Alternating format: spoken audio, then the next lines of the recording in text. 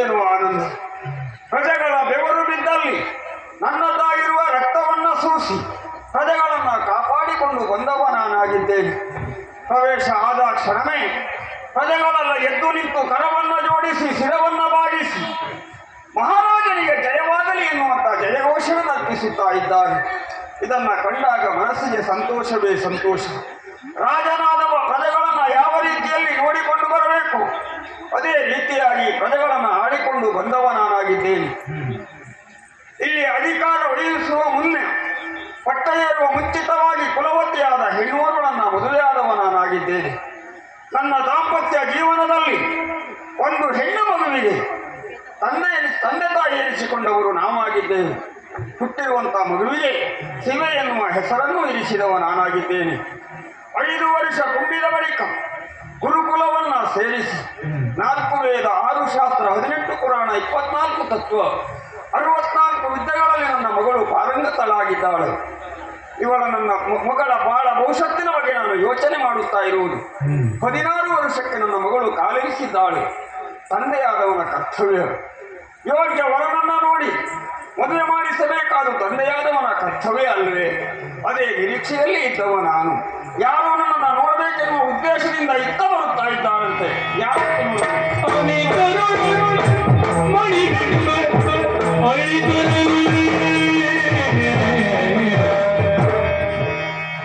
ಕರಿದು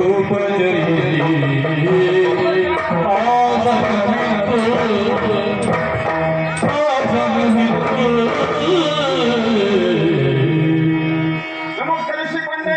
ನಮಸ್ಕಾರ. ಸಭೆಯನ್ನ ಸೇರಿದಂತಹ ಸಂದರ್ಭದಲ್ಲಿ ಯಾರು ಇಲ್ಲಿಗೆ ಬಂದಿದ್ದಾರೆ ನಿಮ್ಮನ್ನ ನೋಡಬೇಕೆನ್ನುವ ಉದ್ದೇಶದಿಂದ ಅಂತ ಹೇಳಿದ್ರು. ಇತ್ತ ಕಡೆ ನೀವು ಬಂದಿದ್ದೀರಿ. ಸತ್ಯ ನಿಂತು ದಣಿಯಬಾರದು ಎನ್ನುವ ಉದ್ದೇಶದಿಂದ ಕರೆತಂದು ನಿಮ್ಮನ್ನ ಕುಳ್ಳಿರಿಸಿದವ ನಾನಾಗಿದ್ದೇನೆ. ದೂರದಿಂದ ಬಂದವರು ಎನ್ನುವುದು ಅರ್ಥ ಆಯಿತು. ದೂರದಿಂದ ಬಂದಿರುವವರನ್ನು ಸತ್ಕರಿಸಬೇಕಾದದ್ದು ನನ್ನ ಕರ್ತವ್ಯ. ಈಗ ಕುಡಿಯುವುದಕ್ಕೆ ನಿಮಗೆ ಏನಾದರೂ ಕೊಡಬಹುದೇ? ಸತ್ಯ ಏನು ಬೇಡ ಈಗ ಬೇಡ, ಬೇಕಾದ್ರೆ ಆಮೇಲೆ ಕೇಳಿ ಪಡೆಯುತ್ತೇವೆ. ದೊಡ್ಡ ಸ್ವಭಾವ. ಆದ್ರೂ ಒಂದು ನಿಮ್ಮ ಪರಿಚಯ ನನಗಿಲ್ಲ.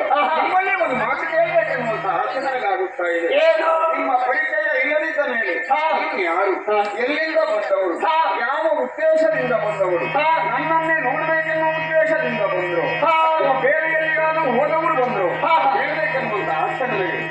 ಮಹಾರಾಜ ಲಾಲಿ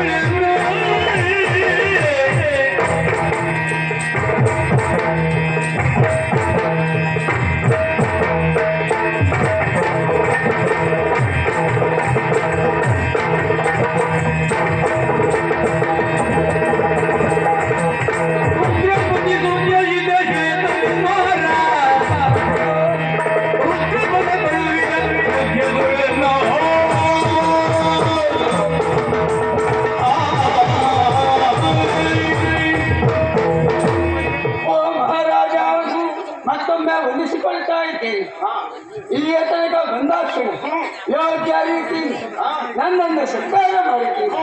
ನಾನು ನಿಮ್ಮ ಈ ಸತ್ಕಾರಕ್ಕೆ ಸಂತೋಷ ಪಡಿತೀನಿ. ಅಷ್ಟೇ ಮಾತ್ರವಲ್ಲ, ಹೀಗೆ ಮಾರ್ಗದಲ್ಲಿ ಬರುವಂತಹ ಸಂದರ್ಭ ಪ್ರತಿಯೊಬ್ಬರು ಆಡುವಂತಹ ಮಾತು ಇದ್ದರೆ ಇರಬೇಕು. ದೂರ ಸೇರಿದಂತಹ ಮಹಾರಾಜ ನನ್ನ ರಾಜಕೀಯದಲ್ಲಿ ಯಾವ ಕುಂದುಕೊರತೆಗಳನ್ನು ಮಾಡಿಕೊಂಡು ಬಂದವನಲ್ಲ. ಆದ್ದರಿಂದ ಈ ರೀತಿಯಾಗಿ ನಾನು ಈ ರಾಜ್ಯದಲ್ಲಿ ರಾಜ್ಯಭಾರವನ್ನು ಮಾಡ್ತಾ ಇದ್ದವನ. ಸತ್ಯ. ಅರೆ ಪ್ರತಿಯೊಬ್ಬರು ಆಡುವಂತಹ ಮಾತು ಗುಣವಂತ ಶೀಲವಂತ. ಅಷ್ಟೇ ಮಾತ್ರವಲ್ಲ, ಪ್ರಜೆಗಳು ಬೇಕಾದುದನ್ನು ಕೊಡುವಂತಹ ಮಹಾನೀಯ ಮಹಾದಾನಿ ಎನ್ನುವುದಾಗಿ ಹೇಳ್ತಾ ಇದ್ದಾರೆ. ಈ ಮಾತನ್ನು ಕೇಳಿದಾಕ್ಷಣ ಮನಸ್ಸಿಗೆ ತುಂಬಾ ಸಂತೋಷ. ಆದರೆ ನೇರವಾಗಿ ಇಲ್ಲೇ ತನಕ ನಾನು ಬಂದದ್ದು ಬರುವಂತ ಒಂದು ಉದ್ದೇಶವು ಎಲ್ಲಿಂದ ಬಂದವರು? ನನ್ನ ಪರಿಚಯ ಕೇಳಿರಬಹುದು. ವರ್ತಮಾನ ಕಾಲದಲ್ಲಿ ಶ್ರೇಷ್ಠ ಜ್ಯೇಷ್ಠಿಸಿಕೊಂಡಂತಹ ರುದ್ರಪುರ ಕೇಳಿದ್ದೇನೆ. ಅಲ್ಲೇ ಅಧಿಕಾರಿ ಯುವರಾಜ ಪದವೀಧರ ಅವನ ಶ್ವೇತಕುಮಾರ ಎನ್ನುವುದಾಗಿ ಆತನನ್ನು ಅನುಕರಿಸಿಕೊಟ್ಟಿದ್ದಾನೆ. ನನ್ನ ಹೆಸರು ಮಣಿಬಿಂಬ ಎನ್ನುವುದಾಗಿ. ಮಣಿಬಿಂಬ ಎನ್ನುವುದಾಗಿ ಹಾ, ಉದ್ದೇಶ ಇಲ್ಲೇ ತನಕ ಬರುವ ಉದ್ದೇಶ ಬೇರೆ ಏನು